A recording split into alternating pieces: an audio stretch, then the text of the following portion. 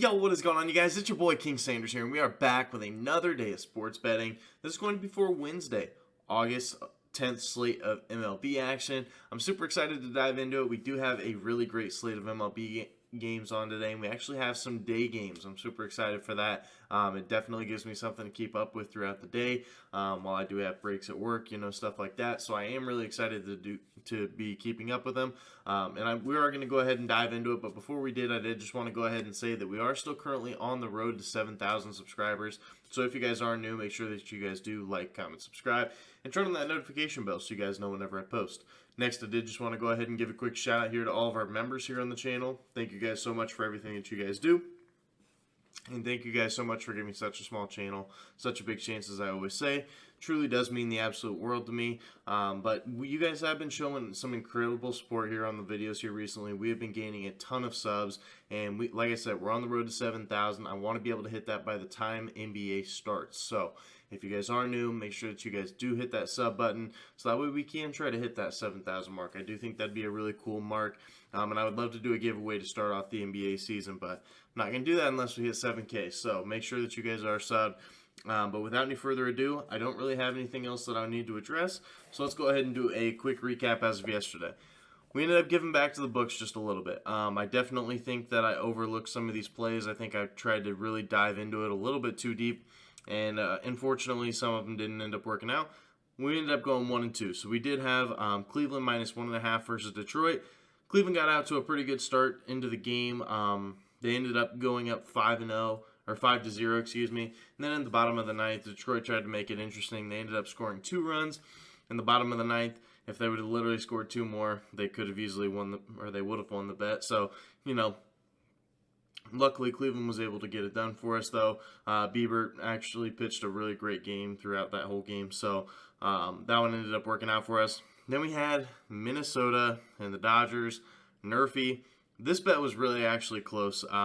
There was no problem with Minnesota. Minnesota was very, very short into the first inning, and no sweat on that whatsoever. But for the Dodgers, unfortunately, they did have a runner on. They ended up getting a double, and someone scored. But they did only have 1 run, so it was really, really unfortunate. But they ended up hitting that. Ended up getting that run. Then we did have the Marlins and the Phillies in the first 5 under 4 runs at minus 120 odds. This play actually I felt like was a pretty good play, and I would run it back once again today. I think today's matchup is like Sandy Alcantara and I don't know, it was another really good pitcher. I just don't remember exactly who it was, but regardless, 2 really good pitchers on the mound, and this one was just very unfortunate because there was a total of 3 home runs in the first 5 innings, and there was 2 regular runs, so it ended up going over and hitting that 5, so we didn't even get a push on it. So, we ended up going 2-1. It is what it is, but without any further ado, let's go ahead and bounce back today. I have 2 plays that I really like. Let's get this 2-0 sweep. Easy coming in, easy going out. Let's go ahead and do it. So our first play of the day, we're going to be taking the Giants plus a half here in the first 5 versus the Padres at minus 110 odds. Now, I do really like this play. I do see a world where the Padres do bounce back from the little slump that they are in, and they do end up actually getting some runs. So I do see a lot of people on the Padres, and I understand why you are. They have an absolute fantastic roster, but that's why I didn't take it full game. I just like it in the first 5, and here's kind of why. So first things first, Giants, they are 5-5 to the run line in the last 10 games when it comes to just the first 5 in general. So they are, it's pretty much a coin flip when it comes to that. It's also a coin flip on the road. In their last 10 road games, they are also 5-5 to the first 5 run line. So once again, kind of a coin flip. Definitely nothing super special. But the Padres, on the flip side of things, they have really struggled here recently. They are just 3-7 to the run line in the first 5 innings in their last 10 games. So they really have struggled. I think it's a good spot to target, and so hopefully we can hop on this train before the Padres decide to flip it around and actually start playing a little bit better. Also, San Francisco does have a little bit better numbers when it comes to the offensive side of things. They're actually 9th when it comes to runs per game. San Diego, they are in that 16th spot when it comes to runs per game. So San Francisco, over the course of the entire season, they do score more runs than San Diego does. Now, like I said, San Diego has a ton of power bats because of the offseason, so this definitely could flip around. But as I'm recording this, that's kind of the stats that we do have. Also, San Francisco, I think that they're playing a game as I'm recording this, so this could be a little bit outdated. But at the time that I'm recording this, so at midnight on August 10th, the San Francisco Giants, they are currently on a 3-game win streak. So they are a pretty hot team right now. So hopefully we can go ahead and make that, and continue that momentum going into today's plays. Also, Jacob Junis is going to be on the mound here for San Francisco. He's actually been really, really good this year. He has a 3.05 ERA over the course of the season, but where he has really, really thrived has actually been on the road. He has a 1.78 ERA on the road, so he's been fantastic, an absolute ace on the road, and that's why I think it's a really good spot to target this one. The Padres, they have really struggled in their last 5 games. They have only scored 0, 0, 3, 1, and 3 runs in their last 5 games over the whole game, not even the first 5, so just over the whole game in general. So I do think we see a little bit of value there just because the Padres, a lot of their players are still getting used to this new team, so I really do like that one. And Sean Manaea is going to be on the mound here for the Padres. He has a 6-6 record with a 4.74 ERA over the course of the season and a 4.5 ERA through 12 innings pitched versus San Francisco. So Manaea has been a guy that you do kind of want to fade, truthfully, especially in a spot like this. So I do like this play. And in his last 4 starts, he does have 8, 2, 4, and 3 earned runs in his last 4 starts. So definitely not great numbers there. So I do like this play. And in the last 3 starts that Manaea has started, he hasn't covered this run line once. So I think that we do see a little bit of value there for our first play of the day. So we're going to be riding with it. Giants plus a half in the first 5 versus the Padres at -110 odds.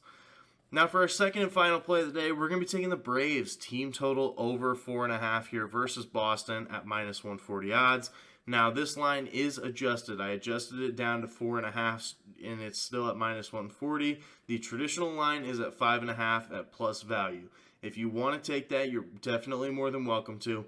But I personally just wanted to move it down a little bit. It's still good value. -140 is still really solid value for a play that I love. I absolutely love it. First things first, Atlanta is a top 6 team when it comes to runs per game and just offense in general. They are the 6th most runs per game in the entire MLB.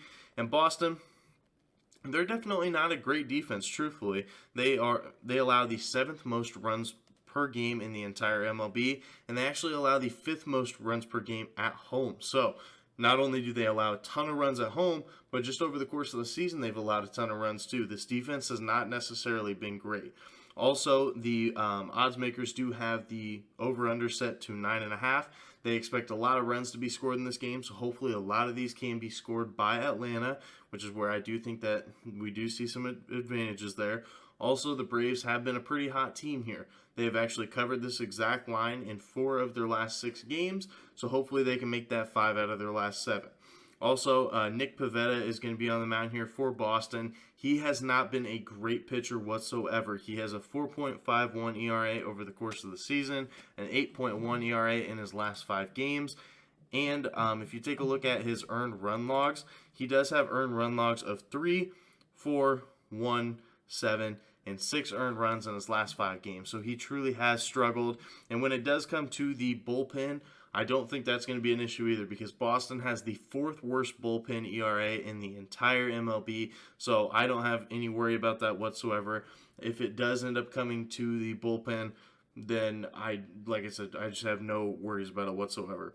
Also, the Braves, they've been really good here versus Boston, especially at least to scoring runs. They have covered in 5 of their last 6 versus Boston. So, despite Braves not really winning a whole lot of games here recently, they have been able to still hit the ball. So, hopefully, they can go ahead and do that for us. So, that is going to be our second and final play of the day. Braves, team total over 4.5 here versus Boston at -140 odds. So, that is going to do it for today's video. If you guys did enjoy, make sure you guys do like, comment, subscribe, and turn on that notification bell so you guys know whenever I post. Like I said, we are still currently on the road to 7,000 subscribers, so make sure that you guys are subbed. But that's going to do it for me. This is King Center signing out. Peace.